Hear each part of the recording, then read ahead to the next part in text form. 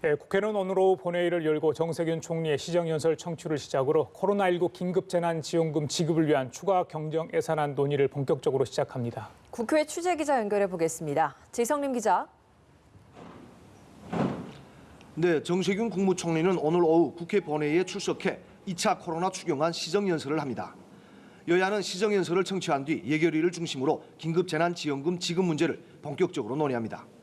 정부는 앞서 지난주 국무회의에서 소득 하위 70% 가구를 대상으로 4인 기준 가구당 최대 100만 원의 재난지원금을 지급하는 내용의 추경안을 심의 의결해 국회에 제출했습니다. 민주당 이인영, 통합당 심재철 원내대표는 시정연설 직후 회동을 갖고 추경심사 일정과 재난지원금 지급 규모, 대상 등에 대해 논의할 예정입니다. 여야는 총선 기간 재난지원금 지급 대상을 전 국민으로 확대하는 데 공감대를 형성했지만 재원 마련 방안 등 세부 내용에 있어서는 의견이 다릅니다.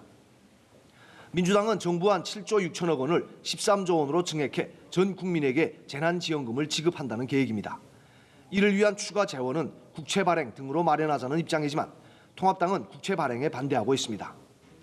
게다가 통합당에서는 황교안 대표가 사퇴한 뒤 전 국민 지급에 반대하는 목소리가 커지고 있어 여야 협의에 적잖은 진통이 있을 것으로 예상됩니다.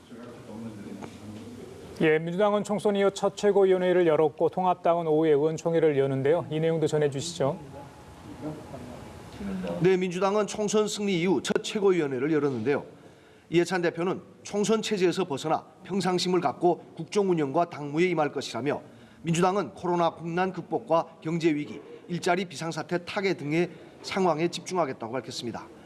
이어 자신은 임기가 끝날 때까지 긴장을 놓지 않겠다며 21대 국회의원 당선자와 당직자 모두 정신을 바짝 차리고 최선을 다해야 한다고 당부했습니다.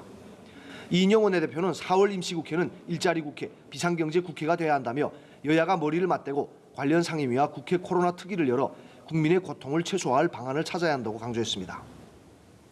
통합당은 오늘 오후 국회에서 총선 참패 이후 첫 의원총회를 열고 새 지도체제 구성과 향후 노선에 대해 논의할 계획입니다. 이번 의총의 원래 목적은 정부 추경안에 대한 당의 입장을 정리하기 위한 것이었지만 총선 이후 첫 의총인 만큼 총선 참패 원인을 분석하는 자리가 될 것으로 보입니다.